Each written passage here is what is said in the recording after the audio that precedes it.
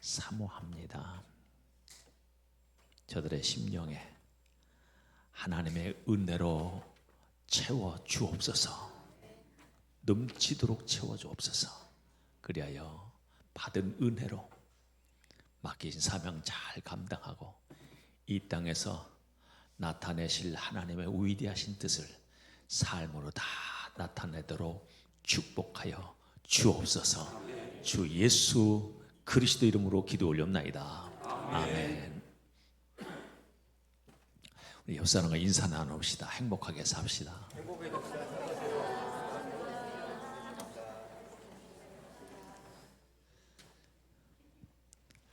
네, 행복하게 사십시오. 아멘.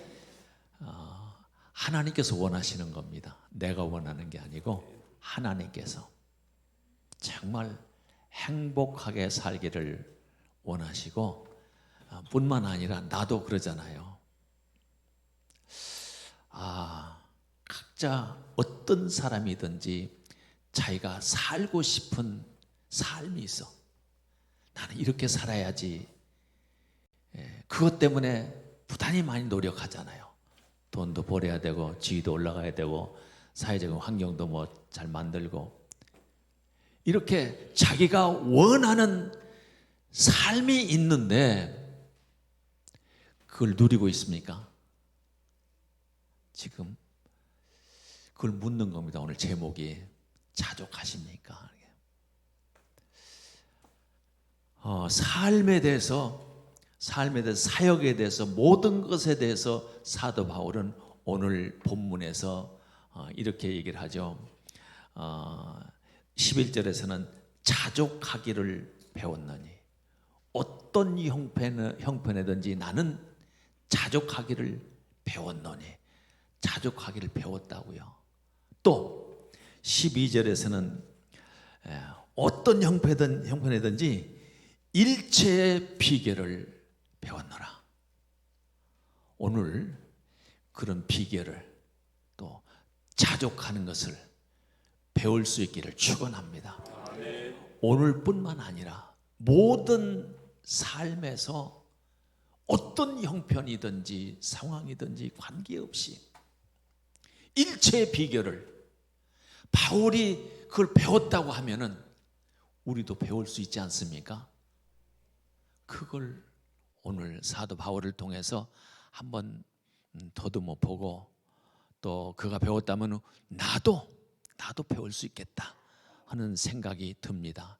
이 말씀을 제가 묵상을 하면서 설교 제목으로 이제 제목도 자족하십니까? 이렇게 질문을 했는데요. 자족이라는 말이 완벽하게 모든 것이 채워진 상태를 자족이라고 했더라고요. 제가 한번 찾아봤어요. 자족. 그런 삶이 과연 나에게 있을까? 완벽하게 다 채워진 거. 그런데 이 바울이 오늘 이 본문 말씀을 이제 편지로 써서 보냈잖아요. 빌립보 교회 성도들에게 보고 싶은, 그리운, 정말 보고 싶다. 늘 자주 봐도 보고 싶은 거 아니잖아요. 한동안 못 봤네, 안 오네, 기다렸는데 안 오네. 왜지? 왜 안 올까? 이렇게 막혀 있나? 뭐가 막혀 있을까? 그럼 기다리는 거예요. 기다리는데 그리워. 이제 그러는 가운데 이 편지를 쓰는 거예요. 쓰는데 이제 사도 바울이 감옥에 오랫동안 갇혀 있었잖아요. 예루살렘 감옥에도 빌립보에 있는 감옥에도 지금 여기는 로마 감옥입니다. 로마 감옥에 갇혀서 거기 있으면서 편지를 하는데 감옥 생활이 지금은 정부에서 다 먹을 것 주고 입힐 것 다 입혀주고 그걸 하잖아요. 이 당시에 사도 바울이 감옥 생활을 할 때는 그러질 않았어요. 먹을 것도 자기가 이렇게 좀 책임져야 되고 입을 것도 책임져야 되고 거기서 사는 것도 책임져야 되고 이렇게 해야 되는데 정말 우리가 힘들고 어려운 때를 언제가 힘들고 어려운 때인가 우리는 그런 말 하잖아요. 춥고 배고픈 거. 춥고 배고프다. 그게 인간이 사는데 가장 힘들고 어려운 것이 춥고 배고픈 거. 배를 골면서 사는 거. 한번 그렇게 살아보셨어요? 춥고 배고픈 거. 추위에 떨고. 왜요? 이 감옥을 감방이라고 하죠. 감옥의 방, 감방. 그 방에서 사는데 뭐 여름에야 그래도 좀 견딜 수 있지만은 겨울에 차디찬 바닥에, 정말 차디찬 바닥에 잠을 자야 되는데 그 깔고 덮을 것도 변변치 않고 입은 것도 변변치 않고 추위에 떨면서, 그것만 아니라 먹을 것도 제대로 공급이 안 돼서 배가 고파. 배를 채우질 못해서 항상 허기진 그 배를 안고 추위에 떨면서 쭈그리고 잠자는 거예요. 잠이 옵니까? 그런 곳에서 혹시 자보셨어요? 저는 그런 걸 경험해 봤어요. 저는요. 옛날에 시골에서 고등학교 졸업하고 서울에 그냥 무작정 상경해가지고 노가대판에 일하면서 한강변에 거기서 이제 천막, 그때 겨울이요. 바람이 막 불고 그러면 천막이니까 바람이 얼마나 펄럭펄럭하면서 그냥 바람이 많이 들어오고, 그때 이제 난로, 연탄 난로 도가 있어요. 거기 갖다 놓고 거기서 잤는데 그 이제 눈물 나는, 거기서는 막 추워가지고 잠도 안 와. 그러면서 깜빡깜빡 어느새 잠을 자기도 하지만은 정말 힘들고 어려운 거예요. 생각이 많이 나. 그때 고향 생각도 나고 부모 형제들 생각나고. 사도 바울이 정말 사랑했던 그 교회, 빌립보 교회 교인들 막 보고 싶은 거예요. 그전에 자주 왔었는데 많이 좀 헌금도 해서 보내주기도 했는데 그걸로 사니까 그 이제 다 떨어져 가지고 있는데 배가 고프지요, 춥지요. 거기서 이 편지를 쓰는 거예요. 이 편지의 주제가 어떤 주제입니까? 주제가 놀랍게도요, 고난이 아니요, 기쁨이요. 기쁨. 아니 어떻게 그런 상황에서 이 기쁨, 어떻게 기쁨을 다 처음부터 끝까지. 4장 4절에서는 뭐라고 말합니까? 항상 기뻐하라고. 항상 기뻐하라. 내가 다시 말하노니 기뻐하라. 어디에서? 주 안에서. 주 안에서 항상 기뻐하라. 내가 다시 말하노니 기뻐하라. 이게 어떻게 이런 상황에서 이런 말이 나올 수 있어요? 이게요. 이 속에 기쁨이 차 있어야 기뻐하라고 말할 수 있지. 지금 이제 성도들이 막 보고 싶기도 하고 안 오니까 막 외롭고 고독을 느끼고 외로움을 느끼고 또 섭섭함도.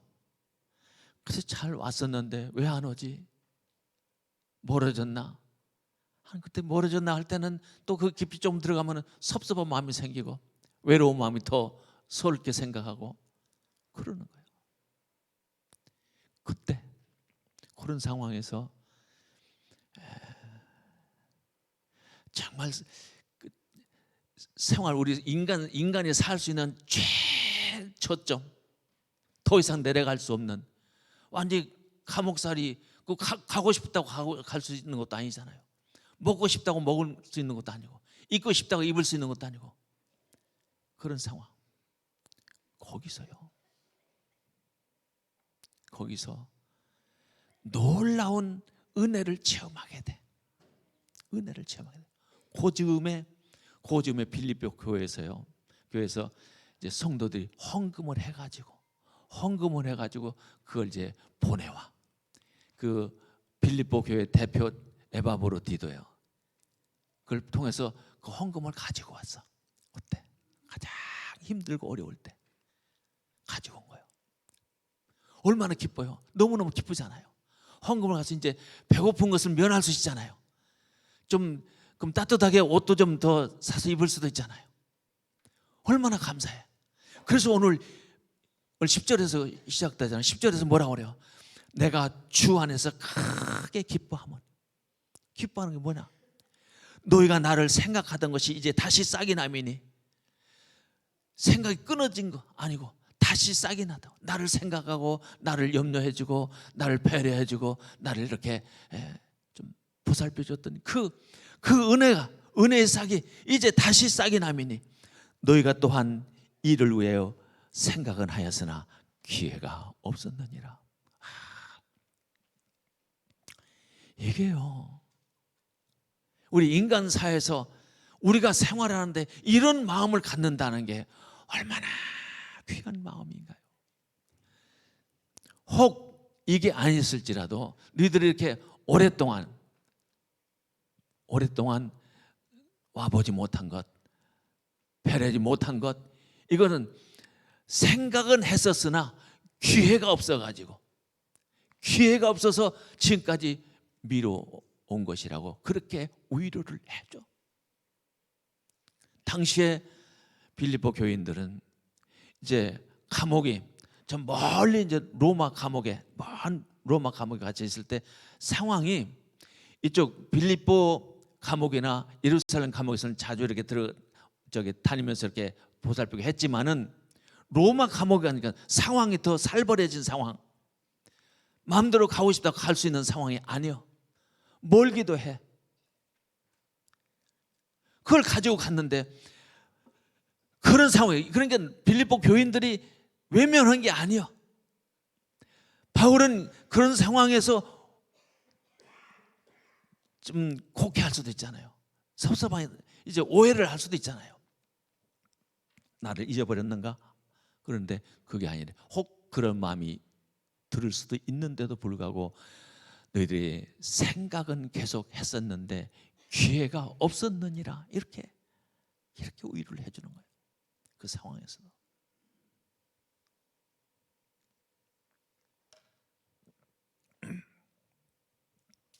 그리고 내가 궁핍함으로 말하는 것이 아니니라.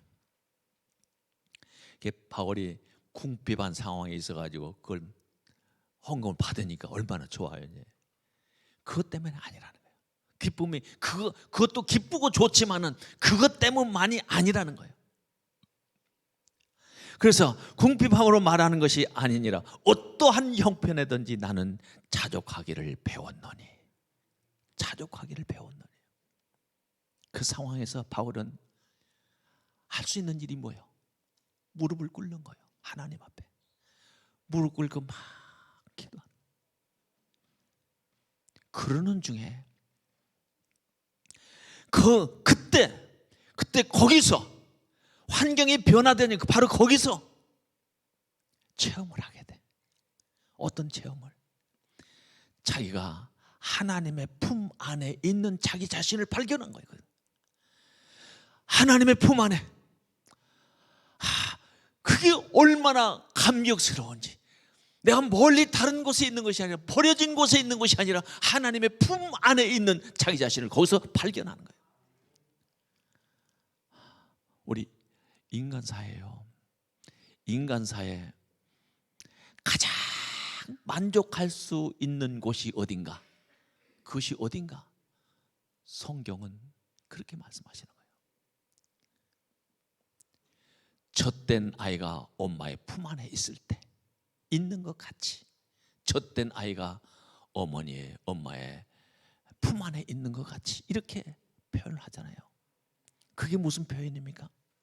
젖을 떼고 나면은 그냥 엄마 젖 품 안에 얼마나 그리워. 그런데 동생한테 뺏겼어.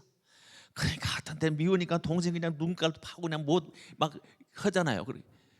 보기 싫으니까. 엄마의 품이 그리운 거예요. 진짜 간절하게 엄마의 품이 그리운데요.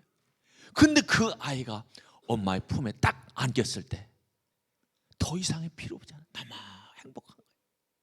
행복한 거예요.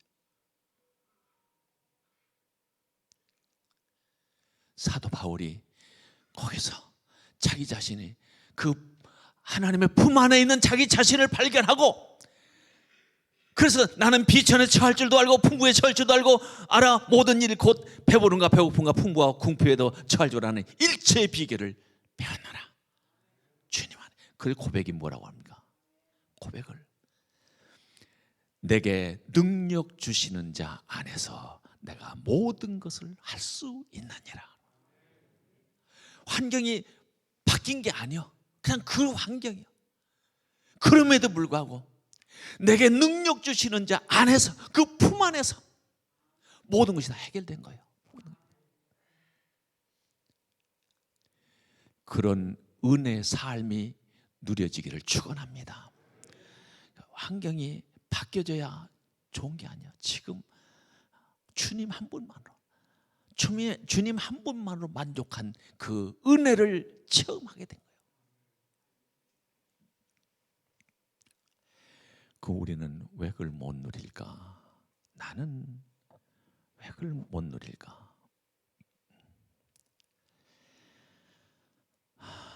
네, 그러니까 결국은요, 이 상황을 볼 때 환경이나 상황, 환경이나 어떤 상황이, 어떤 환경이나 어떤 상황이 내 삶을 행복하게 만들어주는 결정적인 요소가 아니에요. 그러니까 부자라고 해서 다 행복합니까? 부자가, 나는 만족하다고 하는 사람이 있어요? 부자가 없잖아요. 그게 아니야. 인간이 살아가는데 정말 필요한 것은 마음의 위로, 마음의 평안. 사람들이 위로만 해줘도, 조금만 내가 정말 어려울 때 한마디 말로 위로만 해도 눈물이 벌컥벌컥 나오잖아요. 제가요, 중국의 선교지를 방문했을 때 거기서 이 쓸개가 터진 거예요. 쓸개가 터질 때까지의 그 고통스러움은 뭐 말로 표현할 수가 없어요. 얼마나 아픈데 그거를 밤새 잠도 못 자고 고통스러운 그 병원에 갔는데 새벽에 제일 문 두드려 가지고 약을 줬는데 진통제 그만 맞고 기차를 16시간을 타고 비행기 타고 오려고, 그렇게 하고 또 하루 전에 거기 이제 심야에 가서 큰 병원에 가서 찌를 받는데 거기서도 어떻게 할 길이 없어서 검사만 하잖아. 검사. 그렇게 하고 검사 결과가 나왔어. 당장 이게 수술하지 않으면 위험하다고. 아니야, 나는 여기서 안 할 거야. 나 한국에 갔어서 한다고. 하루 저녁을 또 더 자고 이제 비행기 타러 가서 공항에 가서 이제 비행기 통과를 해가지고 이제 비행기 타러 이제 쭉 걸어가잖아요. 가는데 거기서 우리 아내한테 전화가 왔어. 항상 선교지 가면 힘드니까, 얼마나 힘들어 여보, 얼마나 힘들어. 그 말 한마디에 내가 주저앉아 버렸어. 왈칵 쏟아지는 거야. 얼마나 힘드냐고. 자기가 힘들 때요, 힘들 때 위로하는 그 한마디가 사람을 바꿔줘. 주저앉았지만은 거기서 힘이 생기는 거예요. 내 주변에도, 우리 교회 안에도요, 나에게 이 말씀 주시는 것은 나에게도 요구하시지만은 그런 형편에 처해 있는 그 사람들에게 내 모습을, 좀 변화된 모습을 보여주시기를 하나님께서 나에게 요구하시는 줄로 믿습니다. 그런데 내가 이제 이 말씀 묵상하면서요, 내가 왜 그렇게 자족하는 것도 못하고 만족하는 것도 부족하고 왜 그럴까 생각해 보는 거예요. 이거네. 욕심 때문에. 하나님은 내 욕심을 채워주시는 분이 아니야. 내가 필요한 것을 채워주시는 분이야. 그렇잖아요. 하나님께서 내 욕심 채워주세요. 그것 때문에 내가 신앙생활 하는 거 아니잖아. 내 필요를 채워주시는 거예요. 욕심이 들어가면은 하나님께서 채워주시는 것까지는 부족해. 또 다른 것을 원해. 그때 욕심이 들어가면 보는 것도 제대로 보지 못하고 듣는 것도 제대로 들을 수가 없고 또 다른 것을 더 구해. 그래서 열심히 또 해가지고 그걸 극복하고 부요하게 또 성공적인 삶의 경지까지 와. 그러면 거기가 위험해. 거기가. 왜요? 왜 거기가 위험한가? 사람이 그렇게 자기가 노력해서 막 이렇게 해서 그걸 채워지면요, 사람이 변하는데 어떻게 변하는가? 교만하고 교만으로 변화가 돼. 교만해져. 여러분, 교만이라는 게 자기가 뭔가 열심히 했는데 이거 이루어놨어. 신앙적인 교만도 들어가고 사회적 이 뭔가도 교만이 들어가고 교만해져. 하나님은 누구에게 은혜를 베푸시는가? 겸손한 자에게 은혜를 베푸시잖아요. 겸손한 자에게. 교만한 자를 물리쳐버려. 끝나는 거예요. 아, 내가 지금 누리지 못하고 있는 것은 교만해져 있거나 욕심 때문에. 사람은 누구나 다 자기는 욕심이 없다고 생각해. 욕심이 없다고 생각해. 나도 그랬으니까. 그런데 이 말씀을 준비하면서 나에게 발견된 거, 내가 욕심이 있네. 욕심 있는 걸 발견했어. 욕심이 있다는 거. 내가 신앙생활에 욕심을 채우기 위해서 신앙생활을 했는가? 내 욕심을 좀 채워서 다른 사람한테 자랑스럽게 좀 뭔가 자랑하고 싶어서 내가 신앙생활을 하는가? 그건 아니잖아요. 하나님의 영광을 위하여 먹든지 마시든지 무엇을 하든지 다 하나님의 영광을 위하여.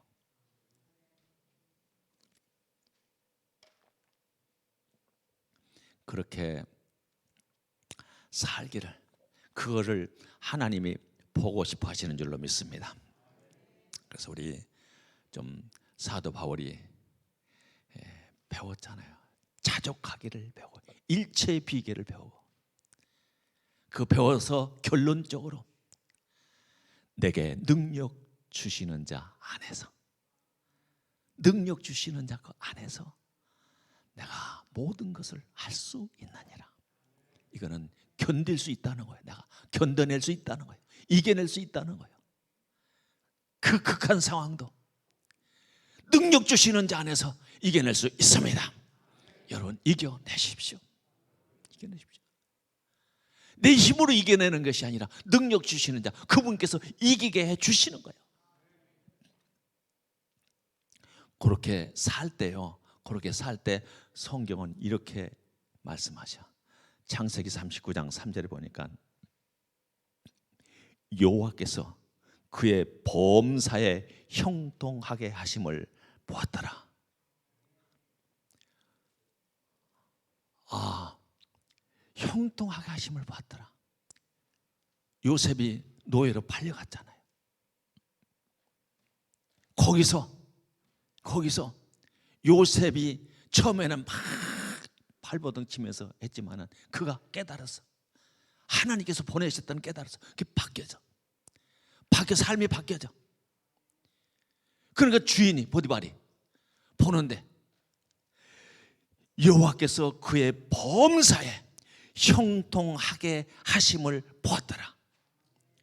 아니, 요셉이 뭐 잘하네 이게 아니요. 그것도 정말 시키는 것마다 맡기는 일마다 다 잘해. 그런데 요셉이 하는 것이 아니라 여호와께서 형통하게 하심을 보았더라. 저와 여러분들의 삶에서 하나님께서 형통하게 하심을 내가 보는 것이 아니라 다른 사람들이 보는 역사가, 그런 삶이 될 수 있기를 축원합니다. 기도하겠습니다.